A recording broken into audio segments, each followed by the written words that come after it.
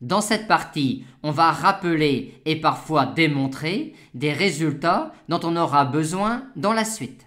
On rappelle ici qu'un vecteur x d'un espace vectoriel normé est adhérent à une partie non vide de E si et seulement si la distance de x à B est nulle.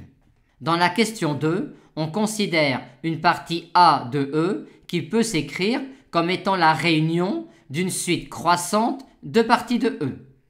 Et on nous demande alors de montrer que pour un vecteur x quelconque de E, la distance de x à A est en fait la limite quand n tend vers plus infini de la distance de x à n. Par définition, la distance de x à A est cette quantité-là.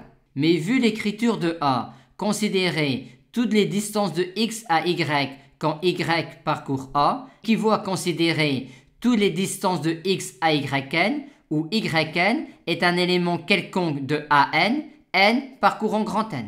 Et pour obtenir la borne inférieure de tous ces réels-là, on peut commencer par considérer les distances de x à n pour chaque antinaturel petit n et prendre ensuite la borne inférieure de ces quantités-là. Or, la suite an étant une suite croissante de parties non vides de E, la suite distance de x à n est une suite décroissante et minorée par 0. Par conséquent, sa limite est la borne inférieure de ces réels-là. Et on a donc démontré le résultat souhaité. À partir de maintenant, on se place dans le R espace vectoriel des fonctions continues sur le segment 0, 1 et à valeur dans R. Et on considère sous cet espace vectoriel-là deux normes, la norme infinie et la norme euclidienne associée à ce produit scalaire-là sur E. Dans la question 1, on nous demande de comparer la norme infinie et la norme 2. Ce qui revient grossièrement à regarder si, quand cette quantité-là est petite, on était alors de même pour celle-là, et réciproquement.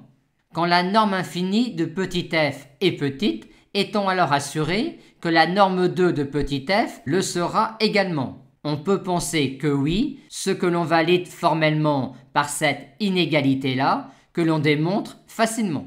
Par contre, on peut penser que l'on peut avoir une norme 2 petite sans avoir une norme infinie petite.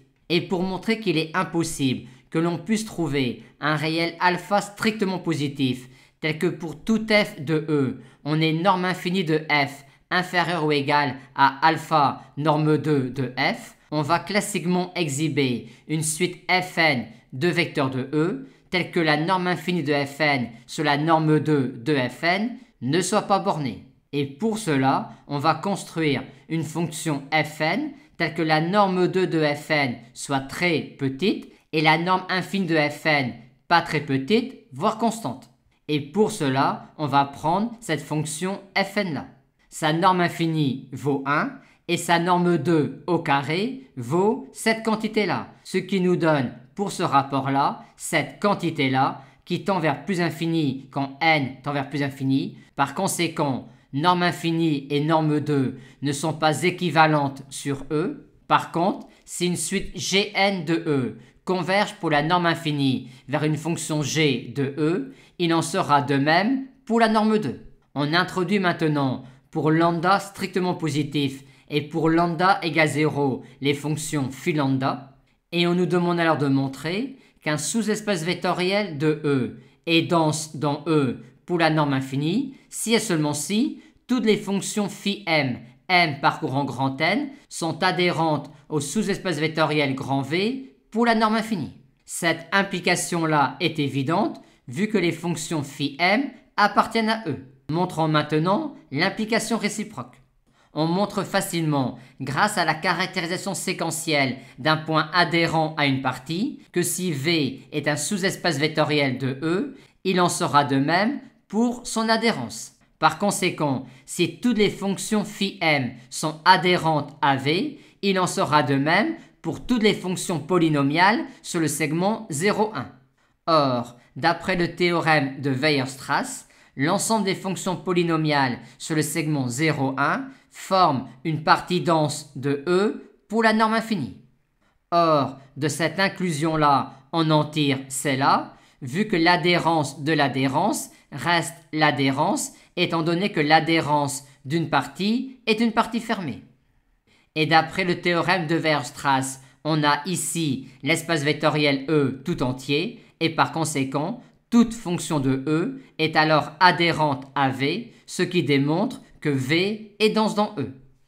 On nous demande maintenant d'établir le même résultat, mais pour la norme 2.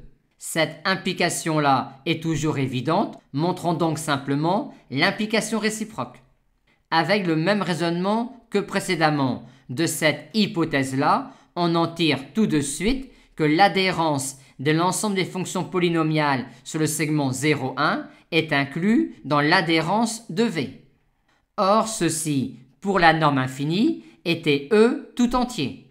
En est-il de même pour la norme 2? Oui, car de cette inégalité-là, on tire que si une fonction Gn de E converge vers une fonction G de E pour la norme infinie, il en sera de même pour la norme 2. Par conséquent, du fait que cet ensemble-là est dense dans E pour la norme infinie, on en déduit également que cet ensemble-là est dense dans E pour la norme 2. Et on a donc encore, avec cette hypothèse-là, que V est dense dans E pour la norme 2.